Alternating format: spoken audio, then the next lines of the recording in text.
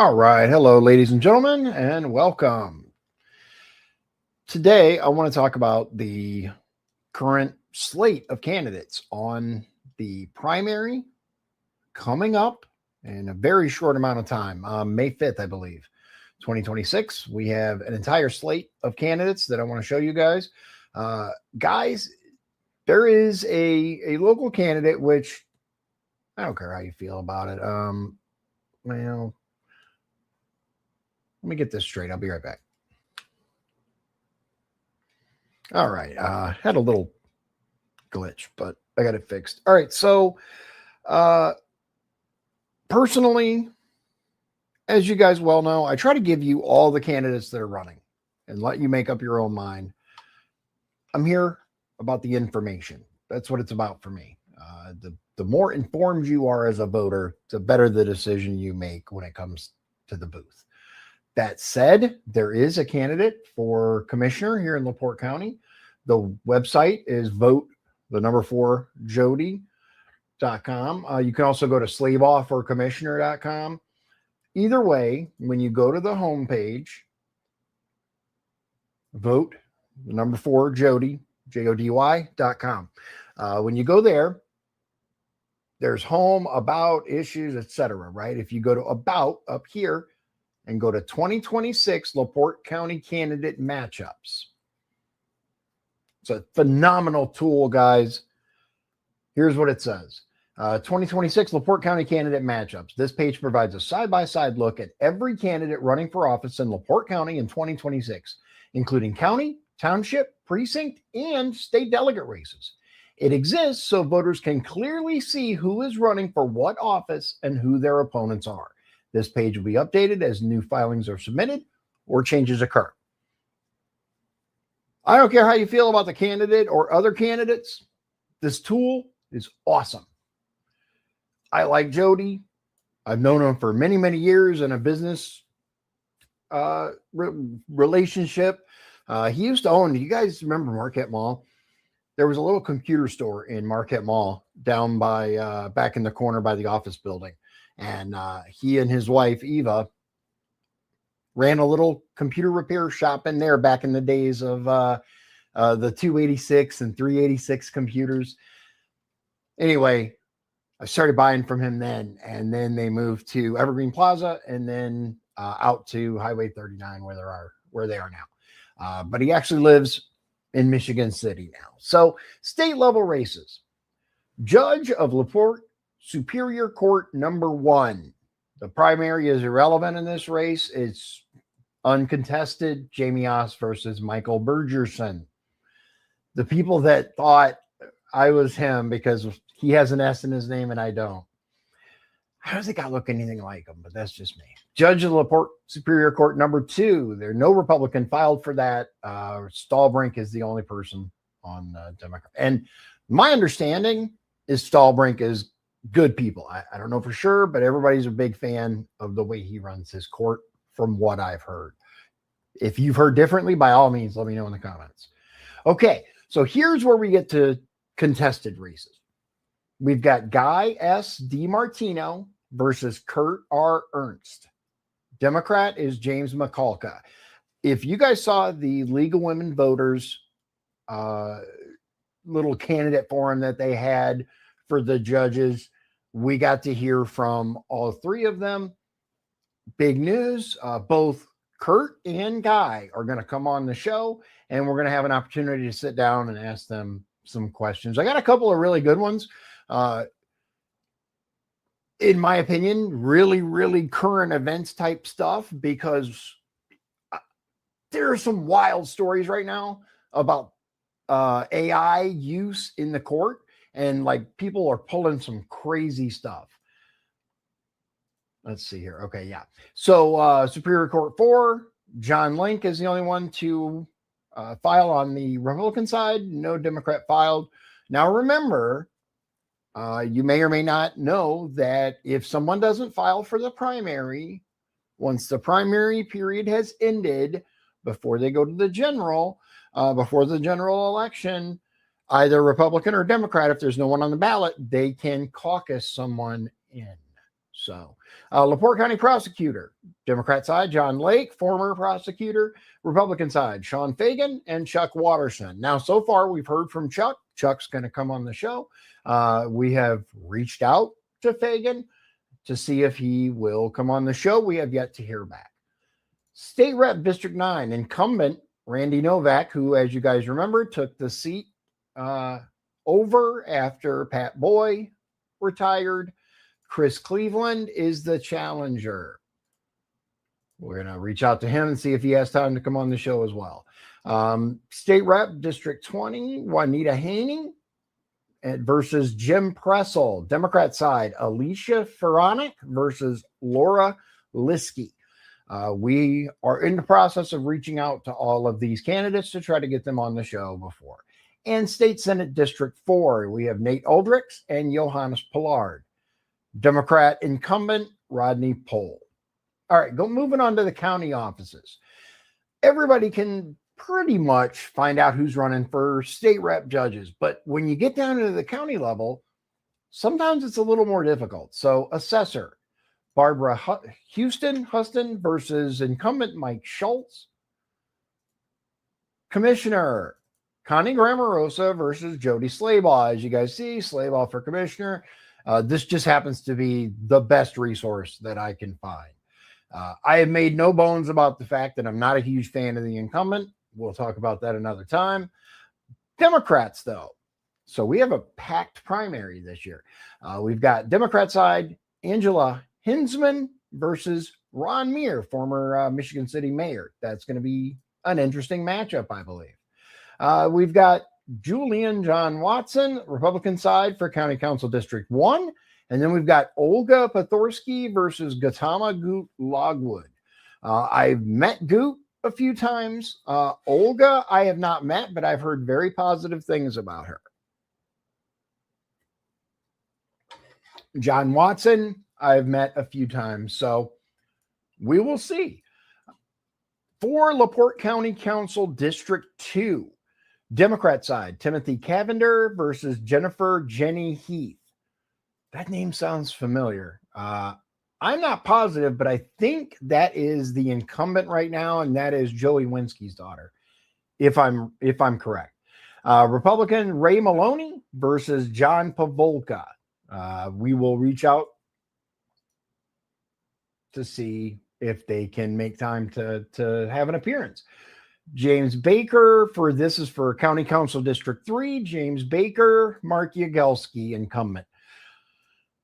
For uncontested races, we're waiting until the primary is over to try to get people on here. LaPorte County Council District 4, Jimmy Pressel, which is State Rep Pressel's son, and versus Timothy Stabos, former LaPorte County Auditor. And then Democrat Tyler R. Brownlee. I have not met Tyler. I don't know him. LaPorte County Sheriff Ron Heeg. This will be his last term. He will be termed out. So it'll be interesting to see after this year what happens. And then we've got all the townships. I am not going to sit here and go down through all of those. But state convention delegate at large for LaPorte County. There's only one name you need to remember, and that's Elizabeth Liz Bergeron. She needs your vote. And then District 4, one more name, Dion Bergeron. I need your vote. By all means, guys, if you want to look, and I recommend you do, township offices, for example, Center Township Board, there's a kind of annoying but amazingly incredible woman for running for township board as well. And a question was asked that actually was a good question once I understood kind of where it came from. I think it was Lauren Huffman that had asked, can you serve as multiple? And the answer is depends.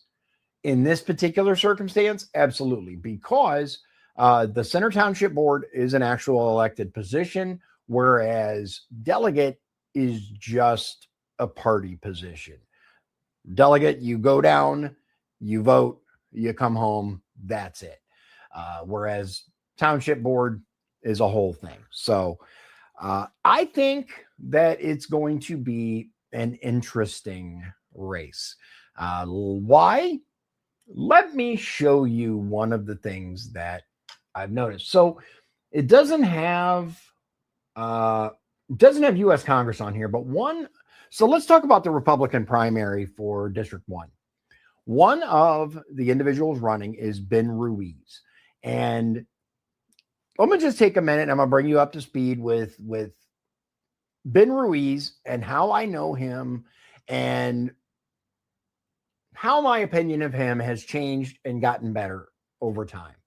I don't know why the Zoom is doing. Hold on one second. I'm going to get the focus fixed on this. Okay. Sorry about that. Hopefully that fixes it. All right. So Ben Ruiz originally ran, not last time, but the time before, when Jennifer Ruth Green won, right? So she did actually, let me double check my facts. Hold on. Let me make sure I got it. Okay. I wanted to be sure I had it right. Yes. In 2022, Jennifer Ruth Green won the Republican nominee and ran against Frank Mervan, barely losing. Ben Ruiz was not pleased and was very vocal about that. People felt that he was a sore loser. There were allegations tossed around. Now, in 2024, Randy Niemeyer, LaPorte County Republican chairman, won the nomination and proceeded to the general election against Mervan, where he also came close. So Ben Ruiz, according to Randy Niemeyer, Ben Ruiz immediately contacted Randy and said, hey, how can I help? Once Randy won, Ben lost. He immediately said, how can I help? So he improved. He grew. And I'm going to say, man, that first big loss, it hurts. It really does. And I understand. But seems like he's doing better. Why do I mention this? Because I got to give you context for who this person is. Okay, let me show you. This is from Ben Ruiz for Congress Facebook page, okay? And it says, there's a photo that says, to whom it may concern. I don't know if you guys can see this.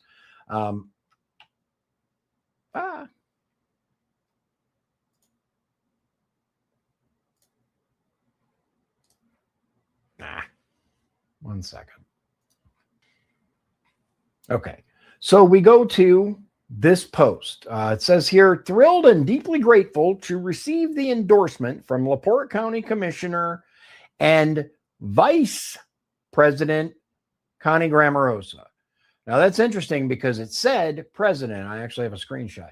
Connie is a dedicated public servant with strong leadership and a proven commitment to our community.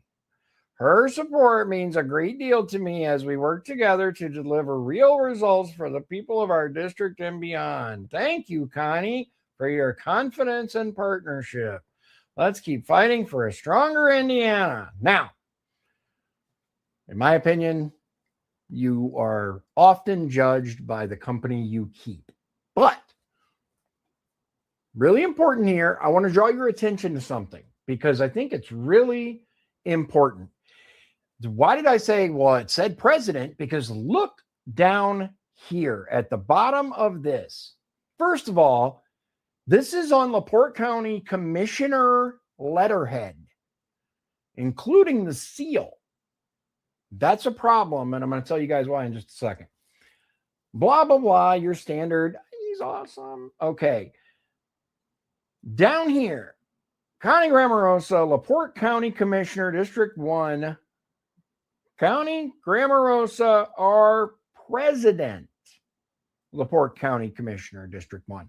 Now, that's interesting because the last I checked, Steve Hollifield was the president of the LaPorte County Commissioners, and only vice president for reasons that are not important right now. That said, I believe that this is a very, very serious issue. You are not allowed to use governmental letterhead for endorsements at all. It's an ethics violation. Now, as we well know, how much is going to come from that? We don't know.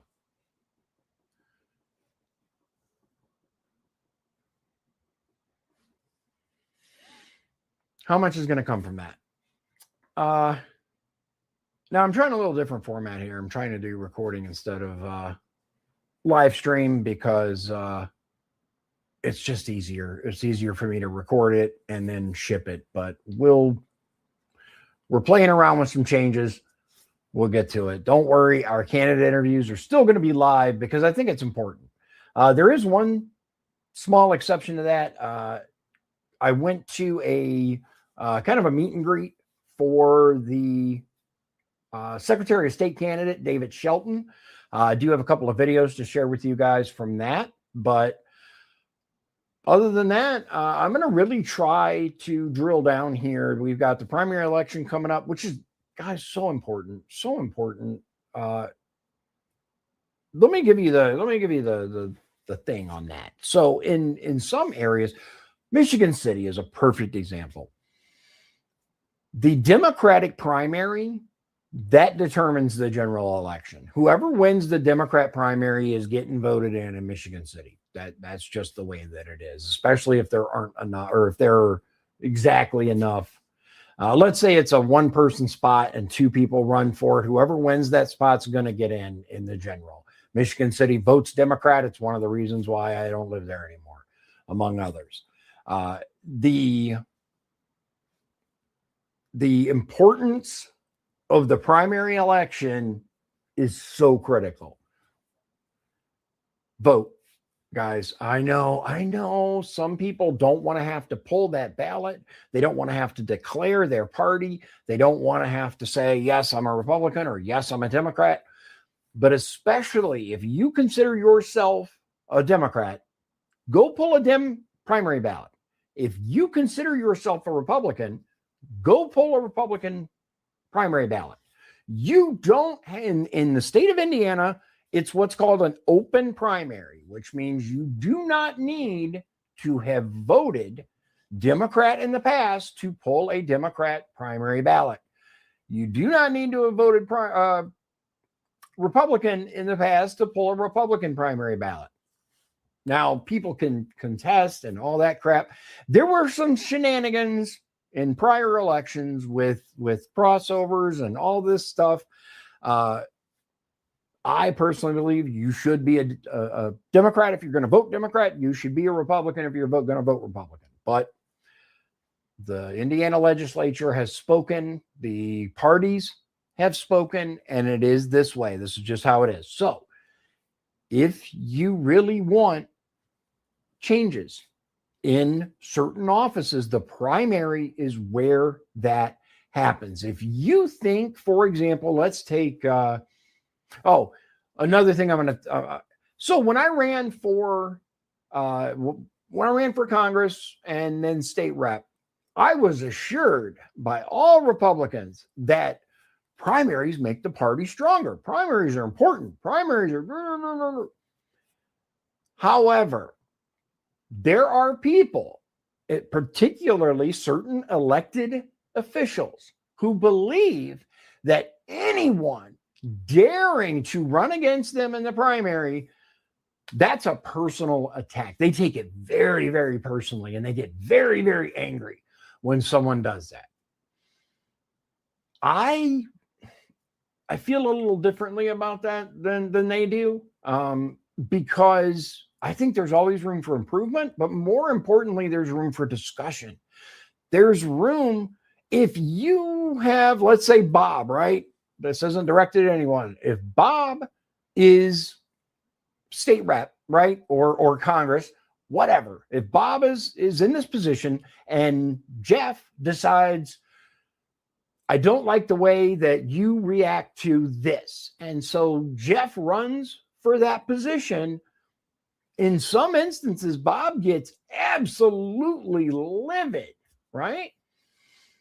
I don't agree with that. I think primaries do make the party stronger. They give the opportunity to have discussions about really important things. And if Bob has consistently voted for corporations and against the average Hoosiers, Americans, whatever, then I think Jeff has every right to call Bob to task for that. The other thing that I've heard people say is, oh, you don't attack a fellow Republican. There's a difference between attack and calling people to account for their record, right? Look, guys, how mad were the Republicans when Biden was president? We knew there was cognitive decline, and all the Democrats just said, he's fine, or they supported him, they backed him. The same thing here. If someone is consistently doing things you disagree with, and attack, I look at it as, I don't like fellow Republicans, right? You don't attack fellow Republicans. Yeah, you don't talk about their appearance. You don't come after them for personal stuff. I agree with that.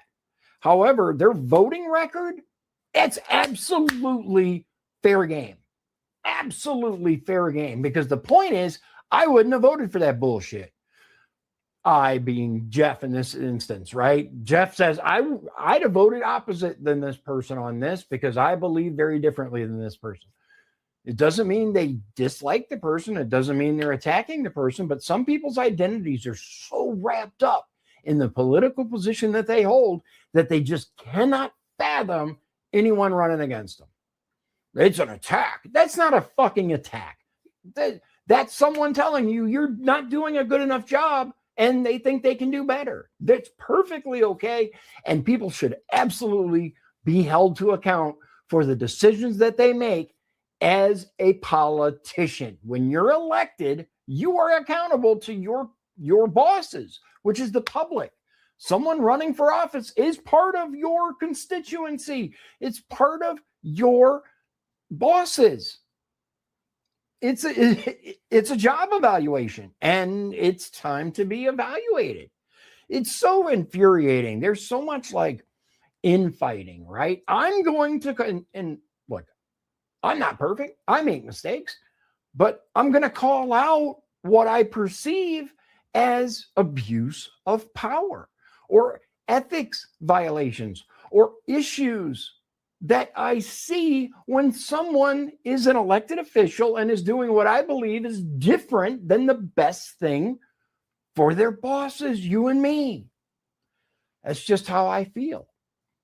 In many instances, I feel that way about several positions on the ballot. I feel like these people have not represented my interests.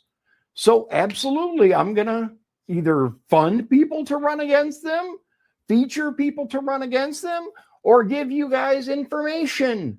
I try to provide as balanced as I can, but in certain instances, I think these people are terrible. I think they're absolutely terrible, and I'm going to call them out. It's my opinion. You're perfectly free to disagree. By all means, leave it in the comments. Oh no, such and such is a wonderful elected official, and they bend over backwards to help me. Okay, that's also anecdotal. But if you have that experience, by all means, tell me. Tell the people. I am all for presenting all sides of something. So that's it for today. I hope you guys learned some stuff. I recommend, again, like whatever you feel about the candidates for commissioner in particular. I think that if you go to voteforjody.com and you click the About drop-down menu right up there, you don't have to click it. Just hover over it. You'll see it drop down, and it's About Jody, why I'm running, and then 2026 LaPorte County candidate matchups. It gives a very easy-to-follow list organized by position, which, in my opinion, is much easier than even Ballotpedia. Love it. Big fan of that. And like I'm a fan of Jody, but that's separate in this instance. So check it out, learn who's on your ballot, and by all means, learn about that person. Learn everything you can about the person that's running for that office that's going to have a ridiculous amount of power in some circumstances. They just are. So without further ado, ladies and gentlemen, I appreciate your time. Thanks for listening. Thanks for watching, and we'll see you again soon. God bless you. God bless Indiana, and God bless the United States of America. I'll see you real soon. Good night.